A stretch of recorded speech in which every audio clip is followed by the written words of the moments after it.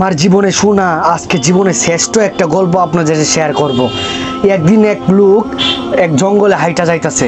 হাইটা যাওয়ার পরে এক সিংহ তাকে তাড়া করছে, তাড়া করার পর সে দৌড়তেছে, দৌড়ে যাওয়ার পর দেখে একটা কুয়া পড়ছে, পানি ফিন কুয়া। সেখানে সে কি চিন্তা করে যে সেই সিংহ তাকে খাইয়া ফেলবো, এই কুয়াতে লাভ না দিলে লাভ মারছি ডাইরেক্ট। লাভ দিয়ে দেখে যে একটা রশি ঝুলতেছে, রশির মাঝে ধরছে। রশির নিচে, কুয়ার নিচে একটা সাপ, আর কুয়ার উপরে সিংহ। আর সে কি আর একটা বিপদে পড়ছে, সে আবার ওই রশিতে দেখতেছে এক কালো ইঁদুর আর এক সাদা ইঁদুর সেই রশিতে কাটতেছে। বিপদের উপরে বিপদ, সে কি করবে চিন্তা করে পাচ্ছে না। যদি উপরে উড়ে তাকে সিংহ খায়া ফেলবো, আর যদি নিচে লাফ দেয় তাহলে সে সাপের মুখে পড়বে।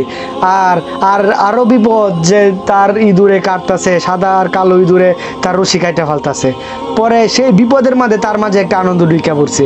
সে দেখে এই কুয়ার সাথে এক মৌচাকের মাথায় এমন মিষ্টতা, আঙ্গুল দিয়া একটু খাইতে এমন মিষ্টতা দেখা তার তো লোভ লেগে গেছে।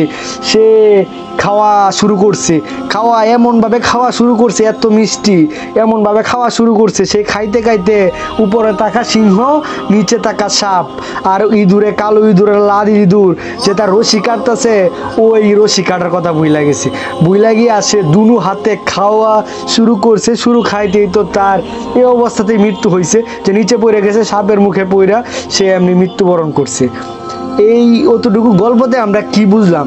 এটা ইমাম গাজ্জালির এক গল্প। ইমাম গাজ্জালি এই গল্পতে বুঝাইছে যে এই সিংহটা আমাদের মৃত্যু, যেটা আমাদের সব সময় তাড়া করে বেড়াচ্ছে। যখন ইচ্ছা তখন আমাদেরকে মৃত্যুবরণ করতে হবে, সবসময় আমাদের তাড়া করে বেড়াচ্ছে। আর ওই গর্তটা হইতেছে, ওই কুয়াটা হইতেছে পানিহীন কুয়াটা, ওইটা আমাদের কবর, যা আমাদের জন্য সবসময় অপেক্ষা করছে।